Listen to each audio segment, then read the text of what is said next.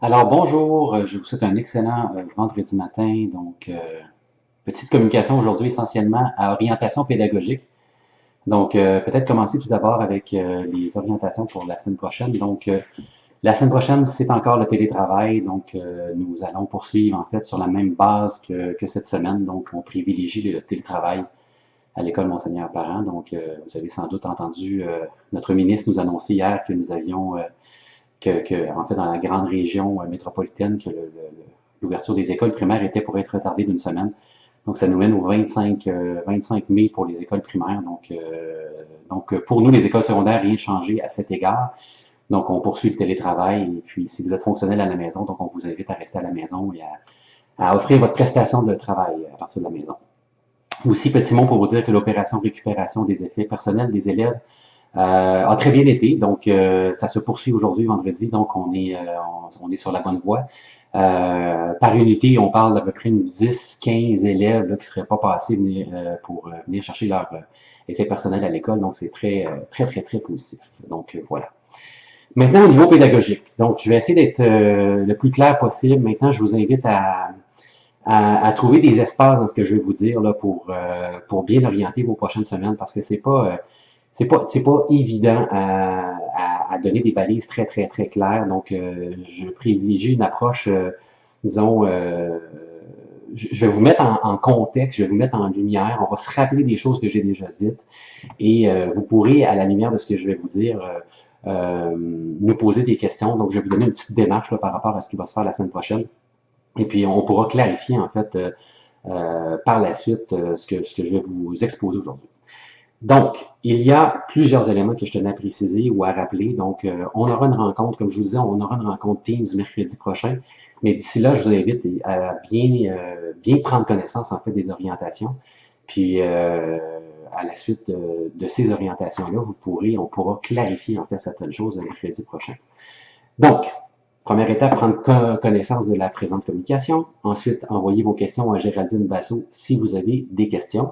Donc, je vais vous envoyer un courriel à cet effet-là. Donc, vous allez pouvoir envoyer vos questions à Géraldine Basso. On va faire un question-réponse. Donc, on va pouvoir répondre à vos questions en début de semaine prochaine. Et mercredi, on aura une rencontre Teams qui se voudra un peu la synthèse, qui se voudra un peu la clarification de certains éléments, mais la synthèse, en fait, des orientations qu'on va prendre à Monseigneur Parent. Et je peux vous dire d'emblée que vous avez certainement entendu parler de ce qui se passe dans les autres écoles secondaires. Certains, peut-être d'autres, n'ont pas eu vent de ce qui se passait.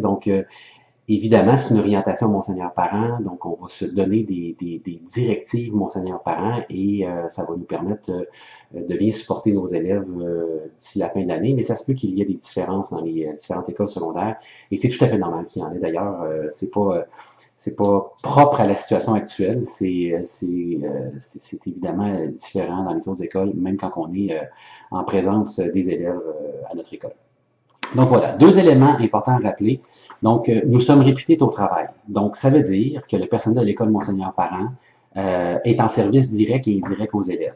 Donc, ça veut dire que notre tâche au quotidien, c'est d'être en support aux élèves à la maison. Nous privilégions par contre, et depuis le 13 mars, une approche souple et différenciée au regard de la prestation de travail. Donc, moi, je vous invite et je vous réitère que vous pouvez trouver des manières d'exprimer, de faire votre tâche, en fait, votre 32 heures semaine, dans une approche qui est souple et différenciée. Donc, on poursuit dans la même veine pour les 4-5 prochaines semaines. Vous serez appelé à exprimer votre prestation de travail à raison de 32 heures semaine, mais à moduler cette prestation de travail-là dans une approche souple et différenciée, ce qui veut dire que vous ne pourrez pas, selon votre condition, selon votre situation à la maison, travailler comme vous le faisiez à Monseigneur Parent avant le 13 mars, et c'est tout à fait normal. Donc, on se veut souple et compréhensif de vos contextes familiaux et vos contextes familiaux et vos contextes de vie en général. Voilà. Autre élément important à rappeler, donc l'instruction est obligatoire pour les enfants de 6 à 16 ans. Donc, c'est important de se le rappeler parce que dans le fond, le ministre était très clair là-dessus. Au départ, le ministre disait, bon, en fait, c'est un peu comme des congés, c'était pas tout à fait clair, et puis il est revenu il y a de ça 2 semaines pour nous dire que l'instruction était obligatoire. Et dans cette perspective-là, nous, on a l'obligation de soutenir pédagogiquement les parents qui ont à charge la responsabilité d'instruire leur enfant. Donc, on comprend que, puis pour ceux qui ont des enfants, et j'en suis, c'est les parents qui ont la charge d'orienter leur enfant en fonction de ce qu'on leur envoie. Et nous, en fait, notre obligation, c'est de supporter les parents dans l'accompagnement qu'ils ont à faire avec leur enfant à la maison. Et cet accompagnement-là est évidemment variable. Il y a des élèves qui font rien. Il y a des élèves qui travaillent 30 heures par semaine. Donc, évidemment, le spectre est très large. Mais je nous rappelle qu'on a l'obligation de soutenir les parents dans cette charge, dans cette responsabilité-là qu'elles ont d'instruire leurs parents, leurs enfants, pardon, avec le matériel pédagogique que nous leur fournissons.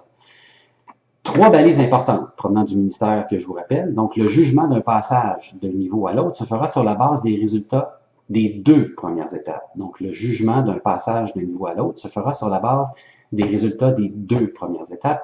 Je vous rappelle que la 3e étape ne sera pas considérée et ne sera pas notée. Donc, évidemment, on oublie, et là, je dis un gros mot, là, on oublie la 3e étape. Ça ne veut pas dire, et ça veut pas dire qu'on ne peut pas travailler certains éléments qui auraient pu faire partie de la 3e étape, on va le voir tantôt, mais dans le fond, ce qui est important, c'est de se concentrer sur les 2 premières étapes. Des élèves qui sont en réussite et des élèves qui sont en échec dans les 2 premières étapes, et on le verra tantôt, on va essentiellement, enfin, on va essayer de se concentrer sur les élèves qui sont en échec pour leur permettre d'augmenter leurs résultats aux 2 premières étapes. Donc, le jugement d'un passage d'un niveau à l'autre se fait sur la base des résultats des 2 premières étapes.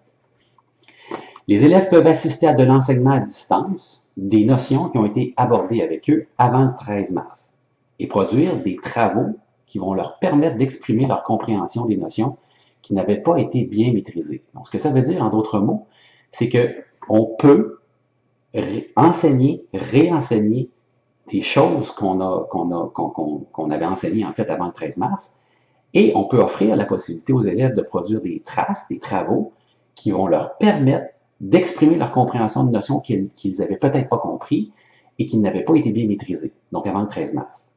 Alors, c'est très, très important. Donc, on peut, pour la première et la 2e étape, donc les notions de la première et de la 2e étape, demander aux élèves de produire des traces qui pourront servir, en fait, à vous, enseignants. Vous allez pouvoir utiliser ces traces pour orienter votre jugement pour le passage d'un niveau à l'autre. Donc, je vous donne un exemple. C'est un exemple très, très simple, mais vous allez voir, peut-être ça va imager en fait ce que je veux dire. Donc, Léo, qui est sous le seuil de réussite en français en première secondaire. Donc, son enseignante, que je nommerai pas, mais que j'imagine dans ma tête, donc lui offre de l'enseignement explicite sur Teams sur la compétence d'écrire pour faire connaître. Donc, par exemple, un article de revue. Donc, et son enseignante lui demande d'avoir un point de vue plutôt neutre. Donc, Léo ne maîtrisait pas nécessairement cette compétence-là. Donc, son enseignante lui demande par la suite de produire un texte suite à l'enseignement. Donc, Léo produit un texte et avec cette trace-là, donc, Léo démontre maintenant, il a maîtrisé cette compétence.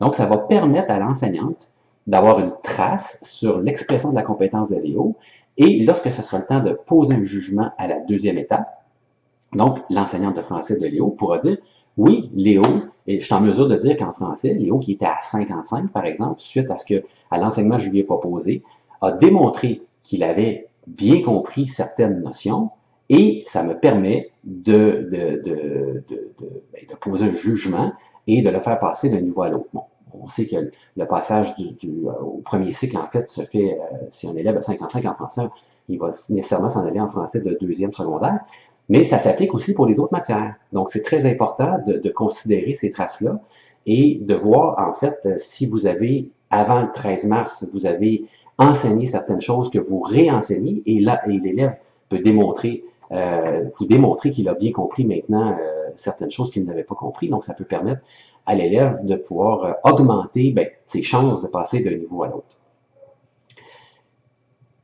Autre chose, un élève ne peut voir sa note modifiée à la baisse. Donc, en d'autres mots, un élève qui a atteint le seuil de réussite au sommaire de la 2e étape est considéré comme étant en réussite, et ce, depuis le 13 mars. Et donc, je peux comprendre, puis vous avez été plusieurs à l'exprimer, que ça peut être difficile pour ces élèves-là de se motiver à faire ce qui est demandé. Donc, évidemment, on parle de consolidation, on parle de révision de ce qui a été vu à la première et à la deuxième étape. Donc, un élève, par exemple, en français, qui a des 90% au sommaire de la deuxième étape, évidemment que c'est pas évident pour lui, en fait, de faire ce qui est demandé. Donc, on va voir ce qu'on peut faire avec cet élève-là, mais il en demeure pas moins que la motivation pour ces élèves-là pourrait ne pas être au rendez-vous, et c'est tout à fait normal. Donc, à chaque semaine, les enseignants proposent de l'enseignement et du travail aux élèves. De l'enseignement et du travail aux élèves. Donc, considérez que c'est deux parties importantes. Donc, lorsqu'on n'enseigne pas, on ne peut pas combler par du travail ce qu'on n'a pas enseigné. Donc, ça fait une charge de travail qui est vraiment immense pour l'élève. Donc, on propose les deux. Donc, de l'enseignement et du travail. L'enseignement peut se présenter sous plusieurs formes. Donc, on peut, par exemple, produire des PowerPoint qui expliquent en fait une notion qu'on a déjà enseignée. On peut produire des vidéos YouTube. On peut évidemment convoquer les élèves sur Teams. Donc, il y a plusieurs modalités d'enseignement à distance. Évidemment, on appelle ça moi j'appelle ça multimodal. Ça veut dire que c'est pas nécessairement, comme on le conçoit, un enseignant qui est devant la classe avec un tableau blanc en train d'enseigner une notion. Donc, on peut utiliser plusieurs façons d'enseigner et de rejoindre les élèves.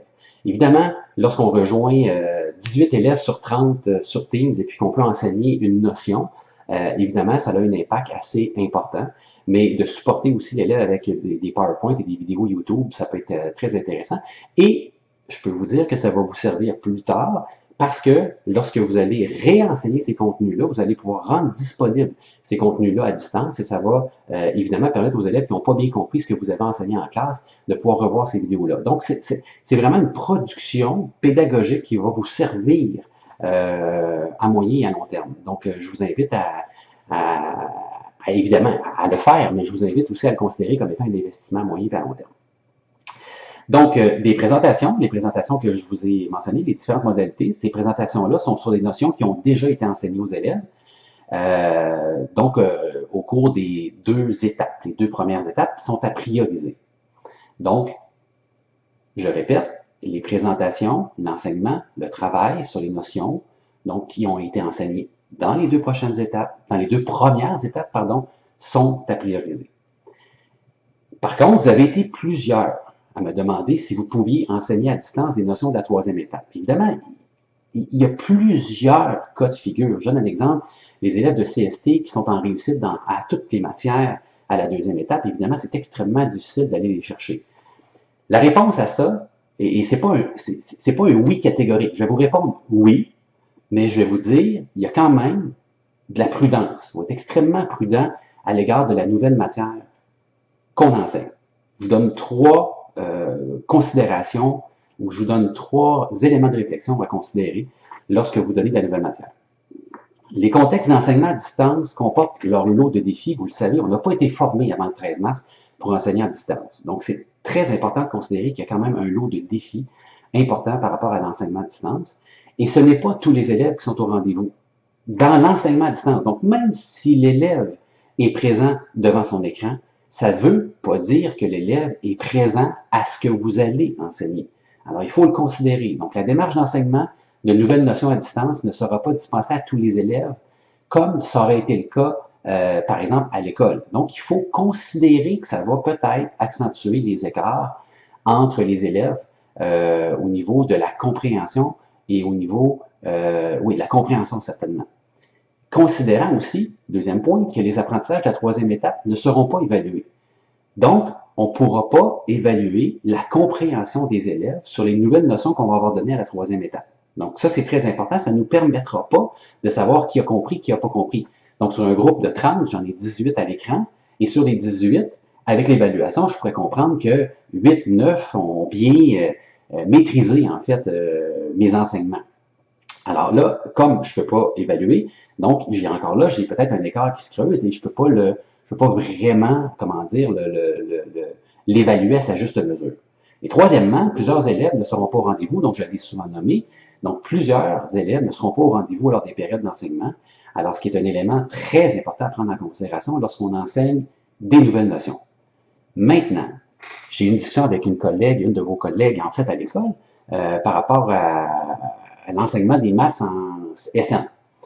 Est-ce que je vous recommande, par exemple, d'enseigner des nouvelles notions en maths SN? La réponse, c'est si vos élèves sont en réussite, oui, vous pouvez leur fournir certainement de l'enseignement, vous pouvez leur fournir des travaux pour qu'ils puissent s'avancer s'ils sont en réussite. Ça, c'est une chose.